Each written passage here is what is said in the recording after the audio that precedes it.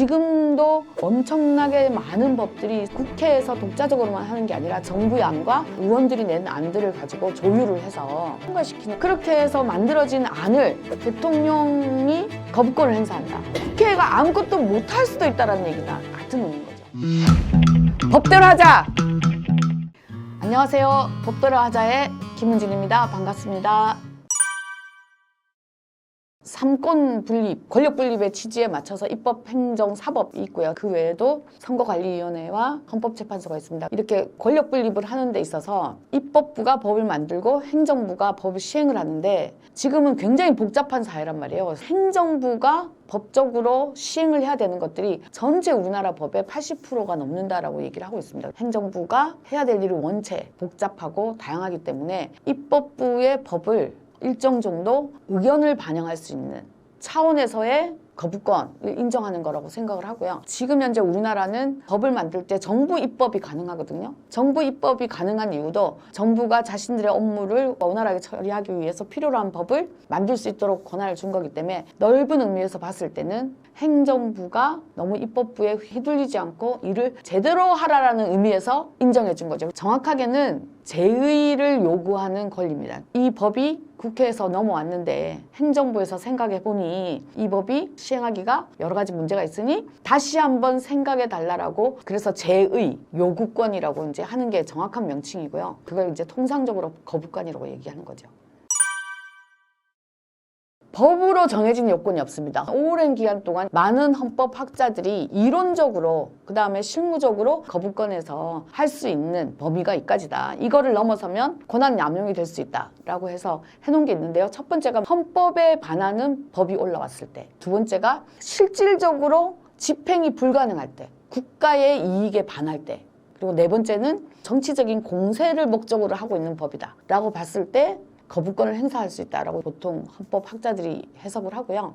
이승만 때부터 해가지고 정말로 많은 거부권 행사들이 있었는데, 대부분 다가 네 번째, 정치적인 공세에 치중이 되어서 거부권을 행사를 하다 보니까 지금 현재도 끊임없이 거부권에 대한 것들이 문제가 되고 있습니다. 이게 적법해지려면 헌법 이론가들이 말한 네 가지 중에 하나는 해당을 해야 되잖아요. 그러면 처음 세 개는 분명히 아니란 말이에요. 위헌도 아니고 집행이 불가능한 것도 아니고 국가 이익에 반한 것도 아니에요. 그럼 정치적 공세로 해석을 해야 되는 건데, 예를 들어서 처음에 했던 게요, 양곡관리법. 양곡관리법은 가격 보장을 하기 위한 방편의 하나로서 국가가 수배를 했으면 좋겠다라는 이런 법이기 때문에 이것 자체가 국가의 이익이 반하는 것도 아니고 정치적인 공세라고 볼 수도 없는 거죠. 간호법 같은 경우도 간호사의 처우 개선을 위해서 만든 법이란 말이에요. 이 자체가 앞으로 우리나라처럼 돌봄 노동이 점점 많이 필요한 사회에서는 법이 필요한 건데, 이것도 단지 의사들하고 갈등 요소가 있다 이러면서 거부권을 행사를 한 거고요. 그 노란봉투법 하고 방송 3법. 노란봉투법 같은 경우가 노동조합법 2조, 3조 개정이란 말이에요. 2조는 진짜 사장 나와라. 3조가 뭐냐면 노동자가 파업을 했을 때 그거에 대한 손해배상 청구를 하는 것을 제한하는 거예요. 헌법에서 보장한 노동권, 노동자의 단결권에 반하는,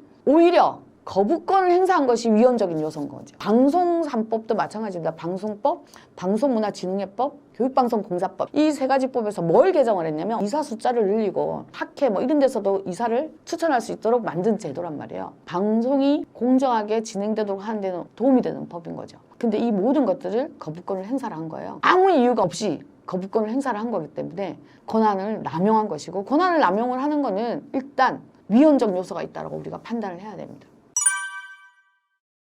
12일 날 시민사회단체들이 모여가지고 거부권을 남발하는 윤석열을 거부한다라고 해서 기자회견도 했었는데요. 이렇게 거부권을 남용을 하는 거는 헌법에서 주어진 권한을 넘어서는 행위, 권한 남용이 되는 거고, 이렇게 권한을 남용하는 거는 헌법에 반하는 것이기 때문에 위헌적인 활동을 하게 된 거고요. 위헌적인 행위를 한 것에 대해서는 탄핵 사유가 되기 때문에 윤석열 탄핵을 위해서 노력을 해야 되지 않을까 생각을 합니다.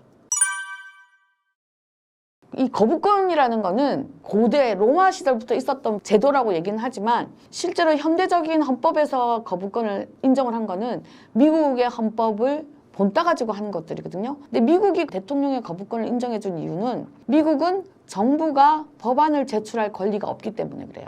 근데 우리나라는 정부가 법안을 제출할 권리가 있어요. 지금도 엄청나게 많은 법들이 국회에서 독자적으로만 하는 게 아니라 정부의 안과 의원들이 낸 안들을 가지고 조율을 해서 그 속에서 대안을 만들고 그 대안을 통과시키는 것들이 지금까지 해왔던 국회의 일이었단 말이에요.